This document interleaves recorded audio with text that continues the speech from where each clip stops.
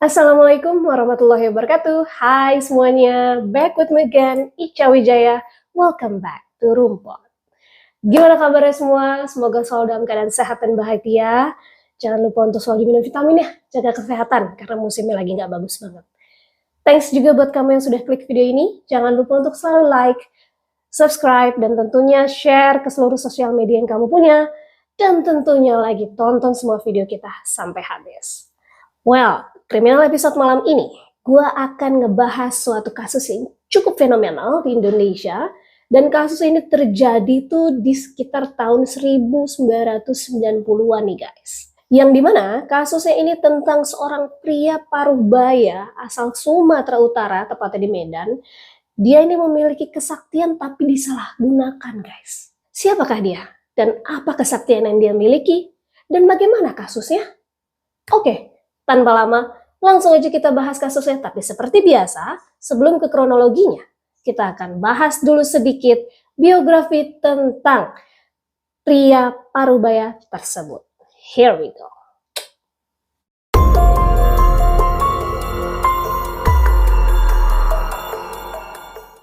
Ahmad Suraji lahir pada tanggal 10 Januari 1949 di Medan, Sumatera Utara. Suraji ini merupakan anak pertama dari dua bersaudara.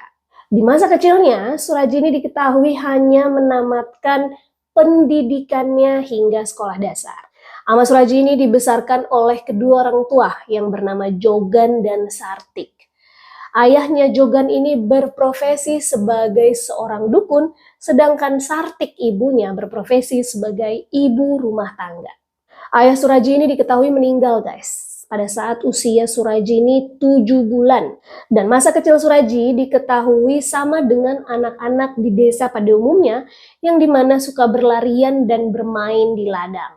Saat kecil, Suraji ini ternyata memiliki sebuah julukan nama nih guys. Dia diberi nama Nasib Kelewang. Hal itu diberikannya karena saat kecil ini dia pernah kecebur ke dalam sumur, tapi hebatnya nasibnya emang bagus, dia ini selamat. Makanya dijulukin Nasib.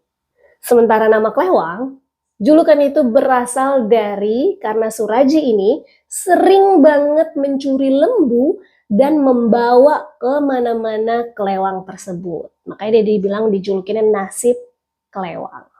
Yang sering tawuran pasti tahu kelewang kayak mana bentuknya. Para editor dikasih tahu kalau nggak tahu. Oke, lanjut. Ahmad Suraji ini diketahui tinggal di desa Aman Damai guys, yang dimana terletak di ibu kota dan kota terbesar di Provinsi Sumatera Utara di Indonesia. Dan dia bekerja sebagai peternak sapi dan dukun.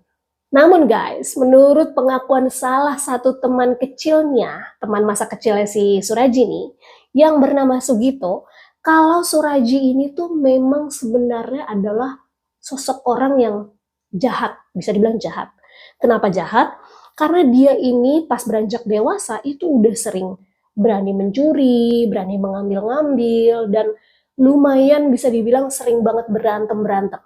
Setelah menjalani masa kecil yang cukup keras dan cenderung memberontak, Suraji ini tuh diketahui ya, juga pernah dipenjara selama 10 tahun guys, karena dia mencuri dan melakukan kekerasan.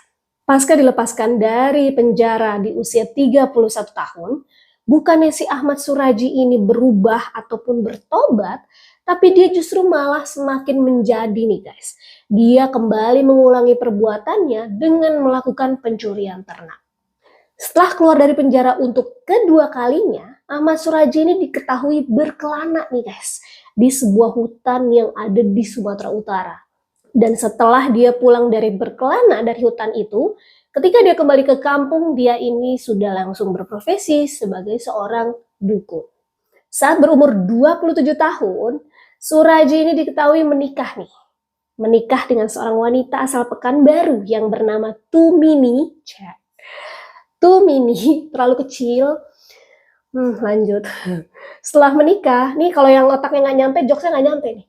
Hingga suatu hari guys, Sartik sang ibu dikagetkan dengan keinginan anaknya untuk menikah lagi. Alasannya karena si Suraji ini tuh pengen punya anak perempuan. Sedangkan dari istri pertamanya Tumini hanya bisa memberikan dia 4 orang anak laki-laki. Sartik sebenarnya setuju guys, sang ibu nih setuju. Tapi dia nih shock, karena begitu mengetahui siapa wanita yang ingin dinikahi Suraji, ternyata adalah adik iparnya sendiri. Geleng, nomor 6 bikin geleng-geleng. Yang dimana mereka ini adalah adik kandungnya si Tumini, yaitu istri dari Suraji. Dan gak tanggung-tanggung, bukan hanya satu adiknya saja, bukan hanya satu adiknya Tumini yang mau dinikahi nih, tapi melainkan dua adik kandungnya Tumini guys. Jadi dia mau poligami sekaligus biar langsung dapat 3. Ideo, buy one get two. Dari mana begitu ceritanya? Lanjut. Adik kandung Tumini tersebut, mereka ini bernama Tuminah dan Ngatiyah. Semua orang tahu perbuatan itu tidak benar, ucap sang ibu kepada Suraji. Tapi Suraji ini nggak peduli sama sekali guys, dan dia bahkan nih ya mengajak ketiga bersaudara tadi nih untuk tinggal di rumah serumah dan seatap. Karena sang ibu terus menerus menentang pernikahan tersebut, dengan teganya Suraji pun akhirnya mengusir sang ibu dari rumahnya. Setelah menikah, mereka kan diketahui tinggal bersama nih ya. Tiga-tiganya tinggal dalam satu rumah yang sama gitu ya. Gue gak tahu tuh kamarnya sama apa enggak tuh, kayak beda-beda deh. Dia tinggal di rumah yang sama, dan dari ketiga istrinya tersebut, si Suraji ini dikaruniai 9 orang anak.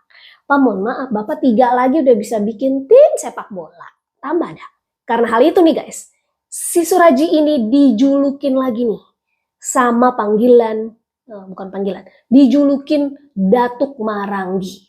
Karena dia bisa memiliki 3 orang istri sekaligus dan 3-tiganya sedarah. Setelah terkenal sebagai Datuk Maringgi dan seorang dukun, Suraji ini termasuk golongan dukun yang cukup terkenal karena memiliki kesaktian guys. Dan pelanggannya Suraji ini rata-rata mayoritas adalah seorang wanita, ya, yang dimana mereka ini berbondong-bondong ingin mendapat bimbingan gimana caranya supaya mereka ini lancar rezekinya, makin cantik gitu ya, biar terlihat makin cantik. Terus dia ini pengen dapetin keberuntungan dalam kehidupan. Menurut Suraji nih guys, dia pernah bercerita kalau mendiang ayahnya ini pernah nih datang ke dalam mimpinya mengunjungi dia di sekitar tahun 1986. Si ayah ini memerintahkan untuk Suraji ini menghabisi atau menyikat 70 wanita sebagai tumbal atau bagian dari ritual ilmu hitamnya. Itu dia guys, sedikit biografi tentang Ahmad Suraji. Kalian pasti udah penasaran, di akhir gue cerita, kok jadi datengin bapaknya disuruh menyikat 70 wanita, untuk apa? Nah, oke, gak usah berlama-lama, langsung aja. Kita moving on to kronologi kejahatannya. Here we go.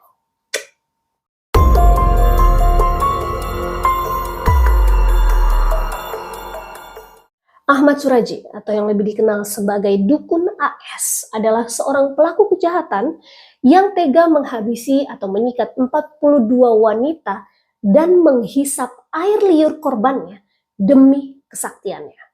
Aksi keji itu dilakukan dalam kurun waktu dari tahun 1986 hingga 1994 di Desa Semayang, Kecamatan Sunggal, Kabupaten Deli Serdang, Sumatera Utara, Medan. Sejak kecil, Suraji ini diketahui sangat tertarik dengan dunia klinik guys. Dia ini gemar banget belajar soal klinik dan mendalami tentang dunia klinik tersebut. Di dalam mimpinya, dia ini mengaku kalau dia ini sering banget didatangin ayahnya, dan ayahnya ini selalu mengajari ilmu klinik yang mampu membuat dia ini semakin sakti setiap harinya. Masyarakat setempat kemudian langsung nih menganggap diri dia nih sebagai orang pintar alias dukun. Yang dimana di rumahnya ini Suraji juga melayani berbagai macam jenis jasa, mulai dari mengobati orang sakit hingga pemasangan susuk. Hingga pada suatu malam guys, Ahmad Suraji ini bimbang karena dia mengaku didatangi lagi oleh ayahnya melalui mimpi. Sang ayah bilang, kalau kamu mau makin sakti dan bisa memberikan banyak kebaikan untuk orang lain, maka kamu harus mengorbankan setidaknya 70 nyawa wanita sebagai syarat.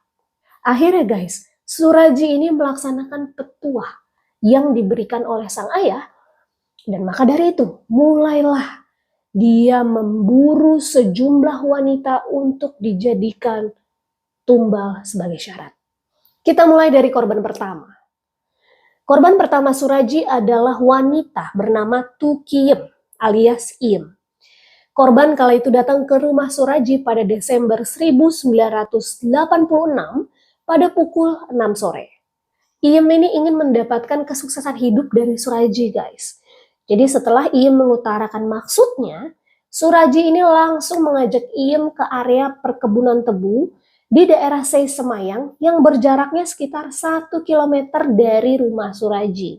Saat keluar, Suraji tidak lupa membawa kelewangnya, membawa cangkul, tali, dan sebuah karung. Sedangkan Iem hanya berbadan kosong sambil mengikutinya dari belakang.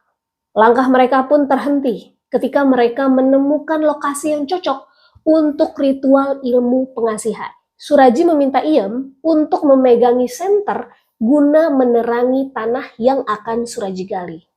Suraji akhirnya menggali lubang nih guys, sedalam 1 meter dengan panjang lubang sekitar 1 meter dan lebar 70 cm. Karena sudah terbiasa mencangkul, Suraji pun tak butuh lama nih untuk membuat lubang seukuran itu. Kemudian, Suraji ini meminta Iem untuk masuk ke dalam lubang tersebut. Kedua tangan dan kedua kaki Iem diikat tali dalam posisi berdiri. Setelah itu, Suraji ini langsung menguruk lagi lubang dengan tanah dan kemudian tubuh Iem mulailah terkubur dari kakinya hingga dadanya guys. Sejurus, Suraji pun jongkok di hadapan Iem. Suraji pun menyandarkan kepala Tukiyem nih guys di atas paha kakinya. Tapi tiba-tiba tangan kiri Suraji ini menutup mulut dan hidung si Iem. Sedangkan tangan kanannya digunakan untuk mencekek Iem. Ya otomatis korban ini nggak bisa melawan ataupun bergerak sama sekali. Karena posisi kedua tangannya itu dan kedua kakinya diikat dan terkubur pula oleh tanah. Hanya dalam hitungan menit, Iem pun kehilangan nyawanya. Saat inilah nih guys, Suraji mulai melakukan ritual lain. Yaitu dengan air liur korban yang sudah tidak bisa bergerak tadi, dan tubuh korban akhirnya diangkat kembali sama dia.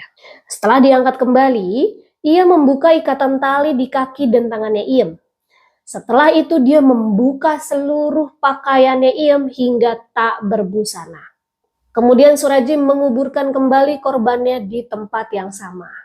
Keesokan paginya, Suraji bersikap dan beraktivitas seperti biasanya guys. Seolah-olah tak ada kejadian apapun, dia ini bergaul seperti biasa dengan para tetangga lainnya. Motif dan pola kejahatan yang sama dilakukan oleh Suraji terhadap korban-korban berikutnya.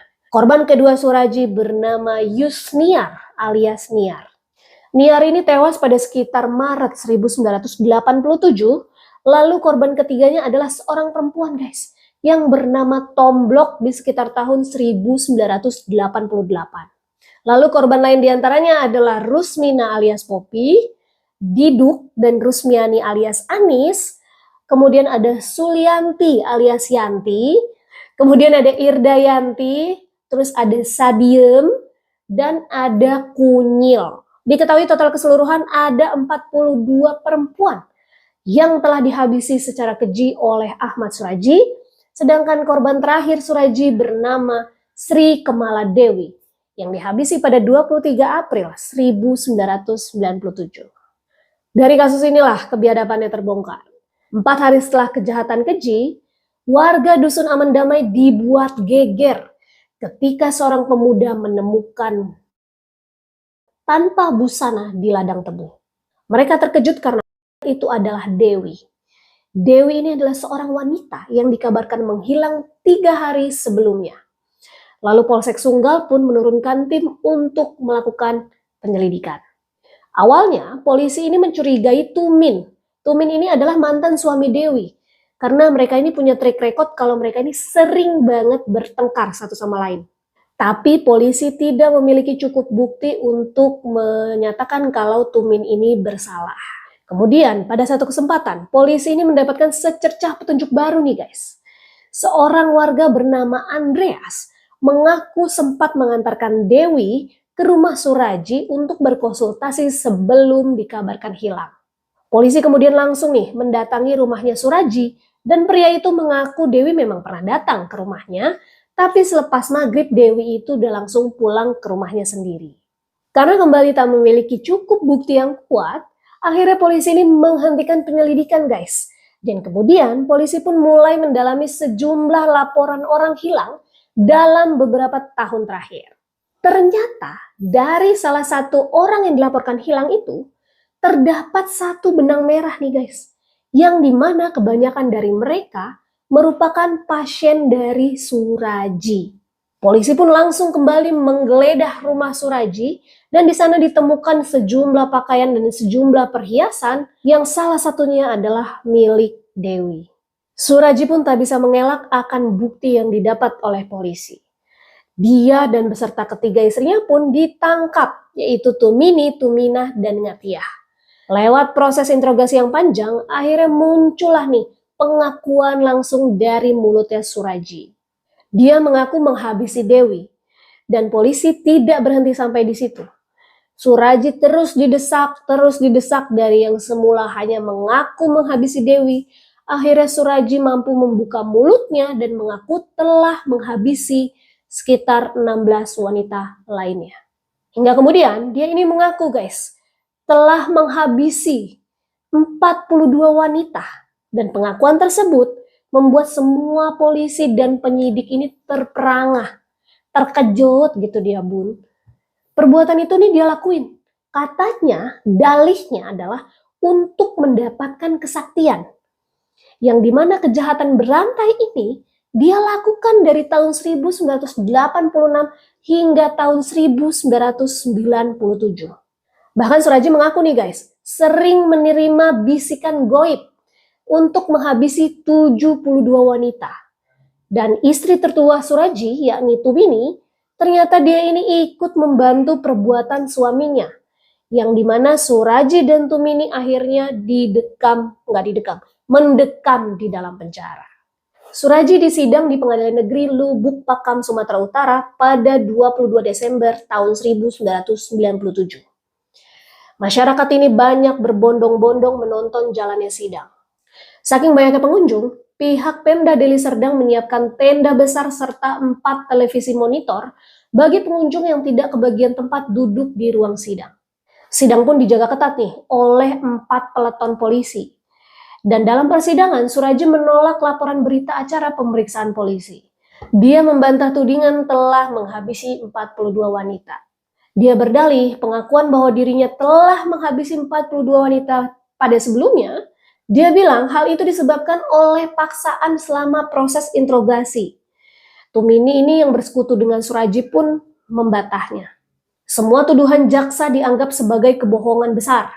Hal ini membuat persidangan pun berlangsung alot dan dilakukan maraton. Hakim berkeyakinan lain nih guys. Hakim yang diketuai pada saat itu oleh Haugoro Hareva menjatuhkan putusan pada 27 April 1998 dan menghukum Suraji dengan hukuman. Sementara, Tumini sang istri divonis penjara seumur hidup. Suraji dan Tumini dijebloskan ke Lembaga Permasyarakatan kelas 1 Tanjung Gusta, Medan, Sumatera Utara. Suraji pun akhirnya mengajukan permohonan grasi guys kepada Presiden Megawati Soekarno Putri pada Agustus 2004. Baru pada era SBY ialah Susilo Bambang Yudhoyono, permohonan itu pun dijawab dan ditolak. Menjelang pelaksanaan hukum mati, Suraji ini mengajukan permohonan terakhir ke pengadilan untuk bertemu dengan keluarganya termasuk sang istri Tumini. Suraji pun dieksekusi setelah Presiden RI Susilo Bambang Yudhoyono menolak pengajuan grasinya bersama terpidana mati lainnya pada 22 November 2007. Di malam yang sunyi, tepat pada jam 10 malam, terdengar letusan dari perkebunan karet di Kecamatan Galang, Kabupaten Deli Serdang, Sumatera Utara. Kilatan cahaya terlihat dari balik rimbun pepohonan. Suara letusan dan kilatan tersebut ternyata berasal dari senapan milik tim eksekutor, personel Satuan Brigadir Mobile atau BRIMOB, Polda Sumut yang menyalak. Dari 12 senapan yang dipegang oleh 12 eksekutor, hanya 3 yang berisi peluru tajam dan tidak ada satupun yang tahu mengenai hal tersebut. 3 butir pelor melesat, mengenai sasaran berjarak 10 meter dengan kecepatan 900 meter per detik, menembus dada kiri seorang laki-laki yang matanya tertutup dan kaki tangannya diikat di pohon. Laki-laki yang dieksekusi pada malam itu adalah Ahmad Suraji, warga desa Sesemayang, kecamatan Sunggal, Deli Serdang, Sumatera Utara, Medan. Itu dia guys, cukup sekian untuk kriminal episode malam ini. Gimana menurut kalian? Apakah cukup mengeri? Apakah cukup menegangkan? Apakah cukup brutal, keji? Boleh komen di bawah bagaimana pendapat kalian. Atau mungkin yang pernah mengikuti, tahu tentang kisah Ahmad Suraji, Dukun AS, boleh komen di bawah. Apa aja, pokoknya komen aja.